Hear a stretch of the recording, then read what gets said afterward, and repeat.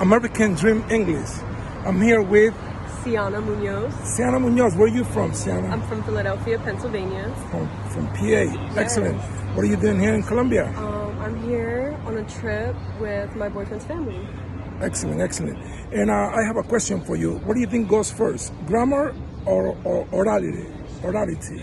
I think grammar. Grammar. Why? I think it's important to know why you're saying something and saying it correctly. I believe that grammar is very important, but let me ask you something. Mm-hmm. A person who doesn't know how to speak, can that person learn that language?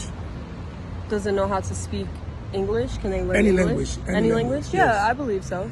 Okay. Yeah. If a person knows grammar, if they want to. If a person knows grammar, so grammar is going to be the base? Yeah, or the base. Is the base? Yes. The structure? The structure, yes. Okay. A baby, when the baby is born and he's learning the language, does that baby has the grammar, has the structure? Do they have the grammar?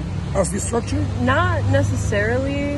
I think as you get older and the more you speak, the more the grammar comes.